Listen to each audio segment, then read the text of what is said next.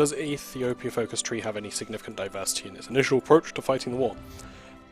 Yes. So you have internal choices you have to make about where, once again, like as I explained in the balance of power, you can how your military is going to fight is depending upon how you move that balance of power. But also you've got a choice of staying in the country or fleeing, which is a very important choice to make.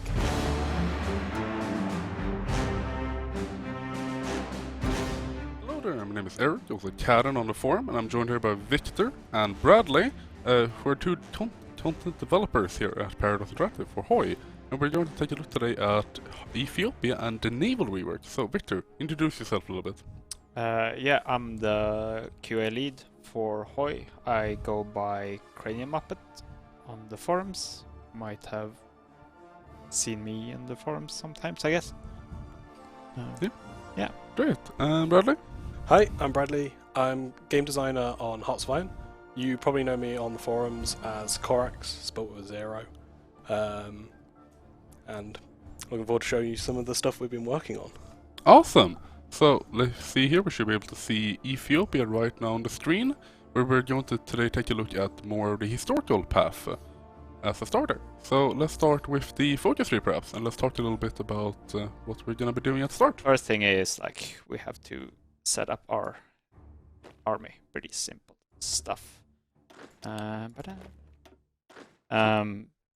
Usually this desert is pretty bad at defending, so I just like to go like pull back to the hills. It's better to defend there, and then we're gonna have these guys move up to the mountains, but we are going to pull back behind the river lines. Simpler. Defend. This is the focus tree, so we have some nice art here. Especially on this side, we have a lot of nice art. So there is the go all the way here. This is the army path. Always important. The research lot is over there, so we're gonna go for there. This is the entire path for the industry, as you can see. This is specifically for the Italian-Ethiopian war. This is the one we will start with. Because we want a field marshal, which we don't start with. We're gonna start with that, and this is the path we will go down. The Emperor Stays path, which is I'm gonna butcher his name. Haile Selassie.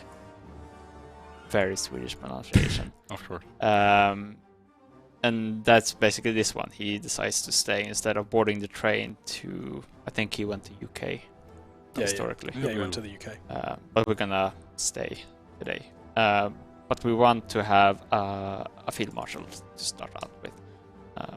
And we get some nice manpower. So we're gonna start with that. We're just gonna unpause. There's nothing else to do. They start out with some like major debuff because they have like no air force, no naval tradition. They have traditional warfare, which is like they are not used to like modern warfare as the other mayors, and then we have like a lot of different debuffs. I'm not gonna go through all of them, but you can pause if you want to see what they are. Yeah, Ethiopia starts as a quite crippled country with a lot of debuffs, so they have an uphill battle in the start, but they have abilities and ways to make it a more even fight, so to say. Yeah. Is there a democratic path? Yes. Yes. There's definitely democratic path. I believe. Have we? Is it? See here. Should be all the way to the right. That's the communist one. Is there a democratic one? Federal Empire, right? Yes. Yeah. Where? There's over here. Alright, there it is, yeah. Yes, so there is a smaller democratic path regarding the anti-Italian propaganda. Which is, I think, the one where you go into exile. Yeah, you go into the UK and try to fight from exile. Yeah. And then we're just gonna start pumping out divisions. If I can just do that. Because I know the Italians are gonna be very angry. Yeah, they probably won't be the happiest when we actually try to defend. Especially in the mountains. Yeah. And of course, chat, feel free to ask questions as we're more than happy to answer. So I'm gonna, as you can see, they attack me immediately, so I'm just gonna instantly pull back instead of force retreat. I don't want to get stuck here. You can see that these are irregulars as well. So these are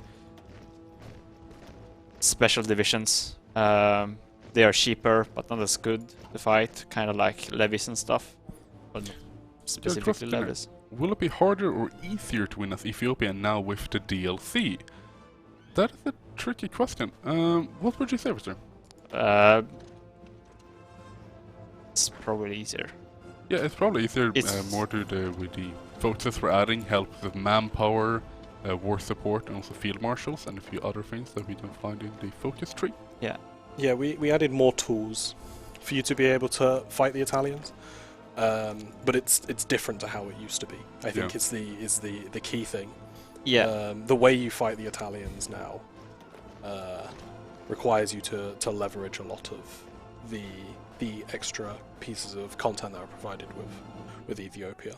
Indeed, and as I see Jeremy Johnson in chat asking, will beating Italy be a realistic outcome in PvP, PvE, and AI versus AI? I'd say yes. I think that would be a realistic outcome. In PvP, of course, it's based a lot, of course, around player skill, as you can see in multiplayer. But I'd say it's realistic from both outcomes. It's just how you utilize the tools that have been provided. Yeah, I'd definitely say from the testing we've done, we've really found, especially in the Italo-Ethiopian war, a lot of the time the victor can often come down to just the skill difference between the two different players. We found definitely high skill Ethiopian players can beat a lower skilled Italian player, but also obviously the opposite will also happen if you have a very skilled Italian player. Let's actually take a quick look at the focus there, Viktor. Yeah, I see here. Should be on the right side, right? This one. Yes. See here.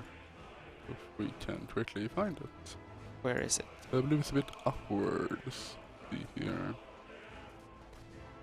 Oh, sorry, what was the question? It was that, so if Ethiopia does the focus for the Italian-Ethiopian crown, will there be union between Ethiopia and Italy?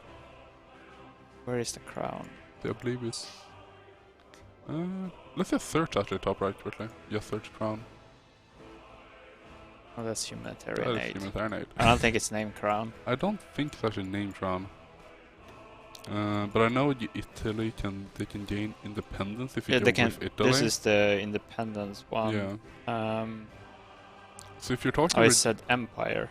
Ah, that one, right. I don't think they become... I haven't actually done this, but I think they just gain a range territorial expansion. Yeah, so if you join under Italy and become a puppet and go with the state, even though you could generate independence, you get an easier way to expand with the help of Italy. Where that if you continue working with Italy, you're able to get more land using that. Yeah. So these, I'm kind of threatened here, so I'm just gonna move over some dudes. Sounds like a good idea. Don't want to have them take the mountains. Pin these. Can Ethiopia core, and are there resource changes in Africa? Oops. Coring, through focuses, yes I believe there are ways for Ethiopia to core more land if I'm not mistaken. I believe they gained some cores through There's definitely through the African Union. Yeah, the African Union definitely gives core, I believe, but I'm not sure which else. There should something on the left, I believe. Resource-wise, if you've seen the Italian dev diaries, you'll see that the Italians can increase the resource outputs in their colonies through focuses and decisions. Yeah, so there should be a slightly increased resource capability for Italy should it be able to hold on to its colonial holdings. As you can see, they start with a special manpower law, the Chitet, which actually leads into the balance of power, but these become less powerful if you're a peace, so the recruitable population goes down. If you are at peace and you can't switch it, so you can actually decide if you want to keep the Chitet, probably butchering that name as well, or if you just want to go to volunteer only, then you can just do raise it up as normal. As you can see, these are balance of power focuses. Yeah. So that's a new thing. Yeah, let's actually talk a little bit about that. Yeah, so balance of power is a new system that we introduced in By Blood Alone to help support a very common trend in content that we create for things, which is very often in a country you have a power struggle between two opposing groups, and so we now provide a built into the game system for this, and that's what balance of power is. So for Ethiopia, it's all about the control over the landed aristocracy, or centralizing power under a more modern Western style structure. So it's all about either leveraging that power of all of these nobles and tribe leaders that live across Ethiopia, or if you want to like model yourself into this kind of more modern professional military, which is an interesting choice to make. There are negatives and positives to both sides, which is a choice that you're going to have to make as a player. And also, beyond just giving you direct buffs, this is going to affect other things within the state. You might be locked out of focuses. You might unlock special things, or in some extreme cases, you can get political turmoil and even civil wars from the balance of power. So it's real. It's a thing that affects the way you play, but also it's also a tool that you can use to get an outcome you want. If you want that civil war that a balance of power might offer, you can specifically drive towards that. And as you can see here, we have a series of decisions that you can also make that are directly related to the balance of power. So you can activate these to move the balance in different directions. Yeah. And this can move like one way or another. These are of course debug decisions. They will be gone soon. Actually, can we get the Sure. chat back? It's gone. Thank you. Thank you. See if we can get that back. We can answer some more fun questions. There it's back. Oh, it's back. Fantastic. Alright, so it's not looking that great. So this one spawns on irregular infantry. So looks like we need it. So it should appear soon when these, and as you can see, the balance of power moved more to the Mesafint side, which is the cheated side. So the balance of power mechanic, just answering a question there, will the bot mechanic expand beyond BBA for like Germany? It will be used in any future nations that we make to deliver their content, and I can say personally, if we ever get the chance to revise or upgrade other pieces of content, then sure, there's nothing stopping it from being introduced for other nations that aren't specifically in the being given new trees for their DLC. It's not a DLC locked piece of content, so it's also available for modders and so yeah, it's completely free to be used in the future. Does Ethiopia Focus Tree have any significant diversity in its initial approach to fighting the war? Yes. So you have internal choices you have to make about where, once again, like as I explained in the balance of power, you can how your military is going to fight is depending upon how you move that balance of power. But also you've got a choice of staying in the country or fleeing, which is a very important choice to make. If you're going to stay in the country, you really need to win, because you're doubling down there. If you choose to flee to the UK or another country, then you are choosing to try and fight the long war through government in exile should you lose. So there's a fair amount built into the tree of directions in which you can attempt, and obviously there's also the appease the Italians route, where you look to become a puppet and possibly in the future rise up against the Italians again. And you can also do the communist route where you can get aid from the Soviet or Call out to the world. Yeah. I see a question there. Will Italy be able to core Ethiopia? I don't. That is related to Italy, but I believe yes, but I'm not completely sure on that one. I think it's we can Still in development on that one, I believe. I think when we show off Italy in a future stream, you'll be able to see that. Yeah, you'll be able to see that for sure then. What path will historical Ethiopia take if it manages to win the war completely? On historical, Ethiopia will choose to flee to the UK at the start. Yeah. But if they win, then Selassie will go back to the country. Yeah. So it's handled completely fine by the AI. Yeah. I'm gonna move that guy over here. I'm gonna put back these guys. There isn't that much you can, I think, do at the start until it calms down a bit. Like, this pocket isn't looking too healthy right now. But I'll move back. Yeah, they're getting quite close to that capital. Like, this is like a super bad idea to have on you when you're streaming and you're also trying to not die. Yeah, no, I agree. It might not be improving the brain fart. Physically and mentally. Yeah.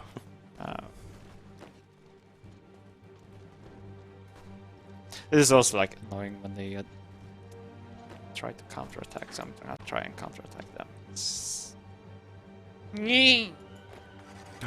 Oh no. Can we get it back? Yeah, you'll be fine. Ah, you'll be fine. It's not like the capital is undefended. Shh. It'll all be fine. Oh, they are moving in here too. Which means... just gotta pin them. You should do ready now. Will there be any new achievements relating to Ethiopia? I won't say yes, but probably. Yeah, the achievements aren't finalized, Yeah. but there are definitely penciled in. Definitely new achievements that are coming, but we're not penciled in completely which ones are coming, as that's still in development. But I believe there will be a future dev diary partially covering that. Yep. Yeah, we definitely should have a dev diary coming, which goes over the achievements. Yep. Will we see stream like this, but with Italy? Yes, we will be covering all parts of the expansion before the release. So now we got the, I think, is this War Escalation 3? Yeah. Yes. So now we got some political power, which is really helpful. And I am going to... We definitely need defense. Where is... There's one enemy support. I think that one is... Yeah, I believe that's really that's good. Yeah, that's really good. Especially since they actually have planes. I think they have... Ooh, that's actually not that I think this is what's really killing me. I don't like this. Yeah, that is like quite a bit. And there's so annoying. I believe you can buy guns now as well if you're at level 3, right? Was it level 4? Yeah, it was level 4. That will actually help quite a bit when we get there. It's so close, but so far.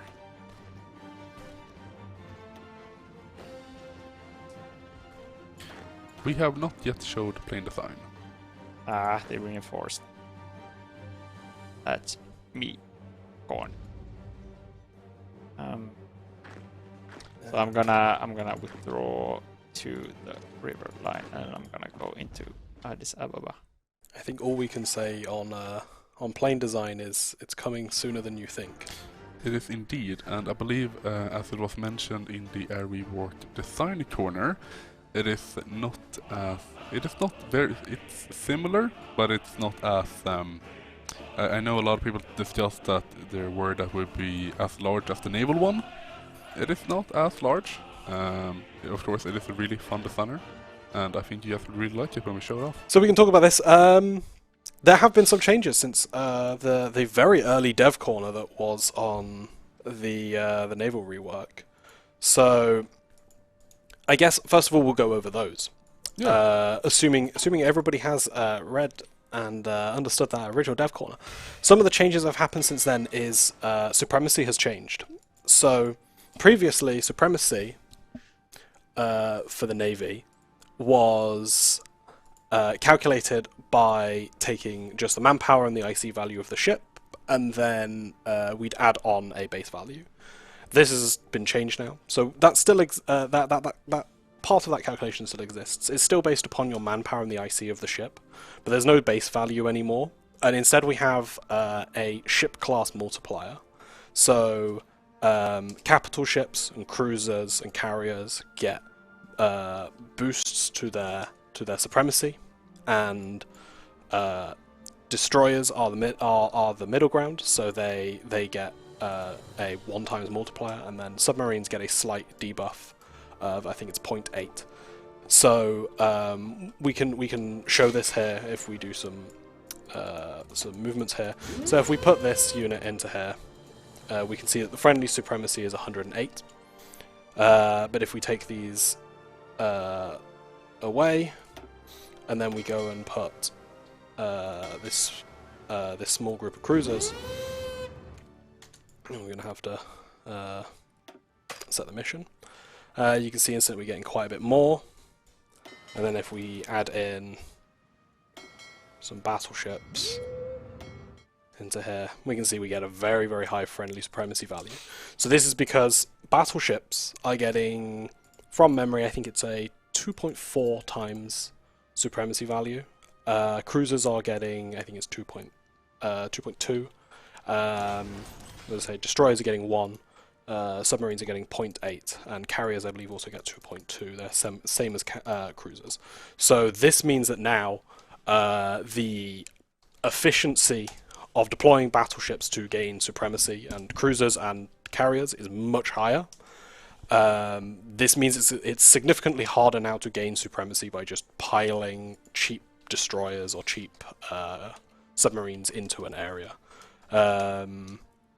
So countries like the US, Japan, and the UK, which have these big capital ship fleets, can throw them into regions and really dominate them from a naval perspective. So if you're going to challenge them, you really need to leverage what you can to reduce those bigger ships, because they're really what's going to affect that supremacy. And that's incredibly important if you want to do a naval invasion where you need to get 50% naval supremacy. I guess we can also show off like some of the new designer stuff, designer changes, so you can see how that looks. So if we get a quickly grab a cruiser hull, so I can show off. So obviously previously, if you stuck a heavy cruiser battery or a light cruiser battery on here, you could stick in here your heavy cruiser battery, which would allow you to get around, leverage the capital ship positioning bonuses on a ship that was actually should have been a light cruiser. That's not possible now. You get this blocked message, and it will invalidate the design, so you can't do that anymore. We also have, obviously, I have all the tech unlocked here, but like here's the late game tech, which is the dual purpose cruiser guns. These things have the capability to really ruin your day if you run into one of these. They have both excellent light attack, but also very, very good anti-air, especially when you start combining it with late game anti-air as well. You can really get some high anti-air values, which are going to give you not only good disruption from air missions, but also it's going to provide you with a significant amount of damage, which is going to shoot down a lot of planes. Yeah. This is slightly related to to also the aerie work, but I can show you how carriers look now that we're moving to a fixed wing size system. So on this, you can see when I add a deck, deck size goes up in 10s now. Each deck is 20, and then if I choose to give myself the Pacific Fleet Designer to get my deck size, it says plus 100%, but what it actually means is you get plus 1 deck because it's now additive. We just haven't updated that tooltip to represent that.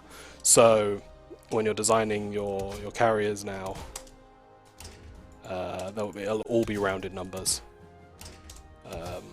There'll be no ships with like 57 planes. It'll always be a whole number. Yeah, we actually see some questions here that you might be interested in. So one is in regarding if subs will be nerfed, so to speak. Yes, so the values of specific values on submarines have been reduced, and other values relating to them have also been increased. So first of all, the visibility on some of the higher end subs, so sub 3s and sub 4s, the visibility on those is slightly higher now. So they're not quite as invisible as they were before. And also we did some slight buffs to sonar as well. So destroyers equipped with sonar will also be able to find them better. So yeah, submarines are slightly worse than they used to be, and obviously they are also affected by the changes to supremacy. So they're not as good for dominating an area of the sea.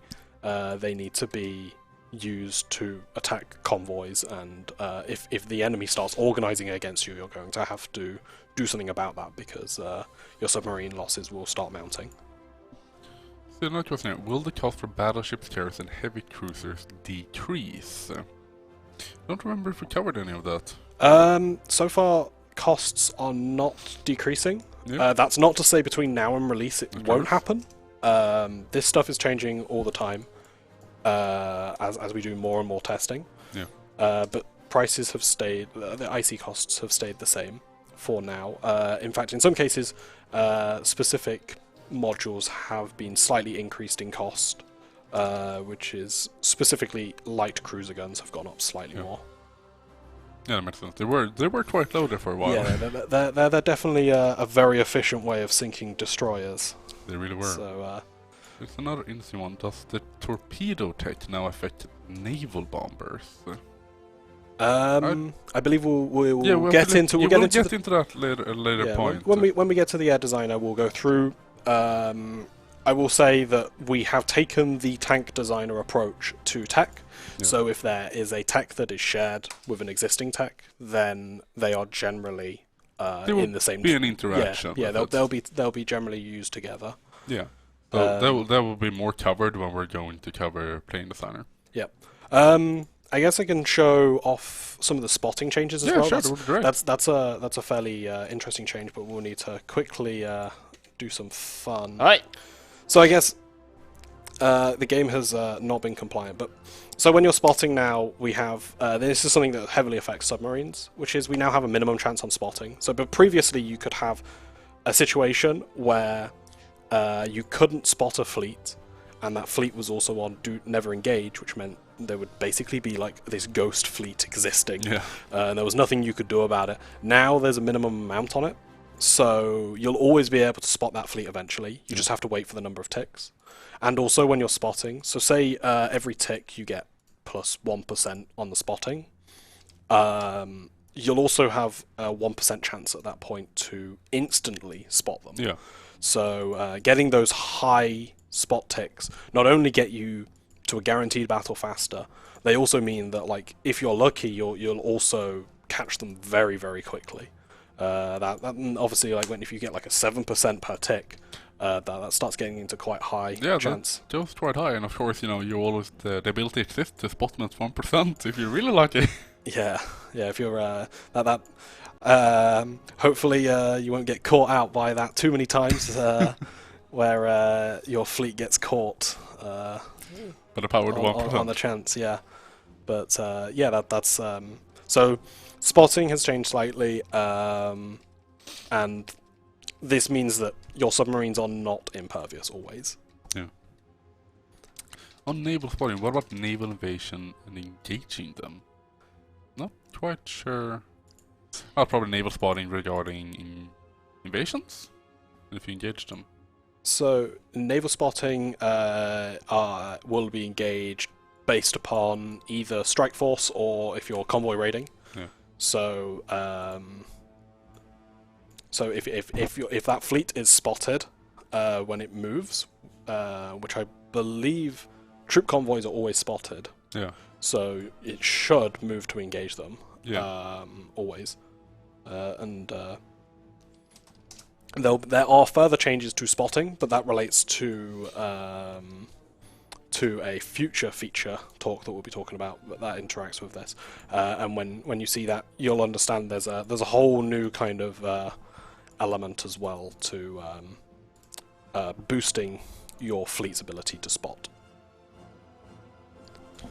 Great, then we got a little bit more info there you can find out. And if you have any more questions, feel free to ask. Yeah, and if you'd like to see anything new that you've seen in any of the previous dev corners on the naval stuff, yeah, feel free to ask. I can show you anything you want about the naval changes. Yeah, there. Does the AI now need 50% supremacy to naval invade? It currently doesn't need such supremacy. Yep, yeah, the naval invasion by the AI requires the same rules as you do. Yeah, of course.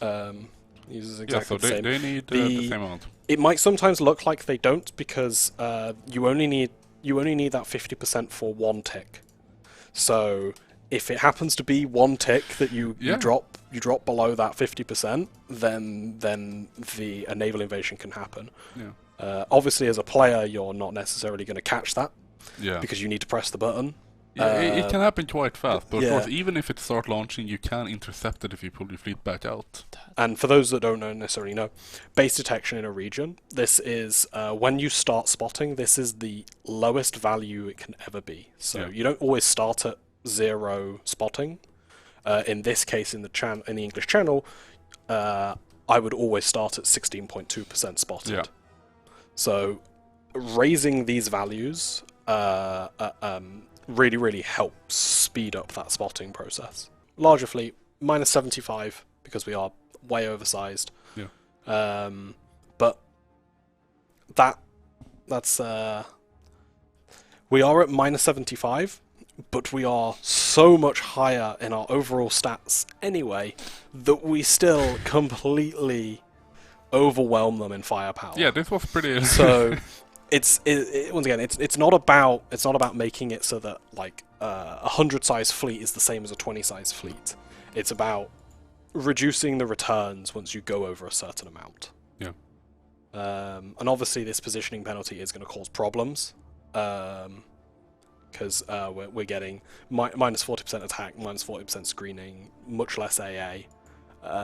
So it is important that you don't really want to overstack too much, but also you can get away with it. It's not a hard limit. Yeah. It's kind of where you choose. Obviously, there are certain things that might be really bad here. If you're under air attack all the time, then you really don't want these overstacking penalties because negative 56% anti-air might be quite bad for you if the enemy has 500 navs in a sea region. So you might not want to sit with 500 ships. But if the enemy has a couple of destroyers and you've got a battle fleet, it doesn't really matter so much. No, it doesn't really matter. You'll win that pretty fast. It's dependent upon the situation. Yeah, it's dependent upon the situation. It requires you to be a little bit more tactical in designing your fleet for different situations. What is the perfect size of a fleet? I wouldn't say there is a perfect one, as we have discussed. It's a lot based on the situation at hand. Yeah, it needs to be as big as required for the task. Yeah. It's of course, 1,000 battleships is always a dream of mine. Yeah. More is always better, but also if you've only got 8 battleships, then you gotta spread them out where you need them. So perfect size is the largest. Yeah, Yeah, as big as you can manage is always going to be better. Yeah. That's not always the way you can do it. But that's actually everything for today. We'll next week we're actually coming back, and we'll be covering a different part of Ethiopia then, and actually a different rework. I believe I'll be here, but actually I'll be here with 2 other developers. So I think it's you two so much for joining me in here today. And for you guys at home, thank you so much for tuning in, and I will see you in that case next week.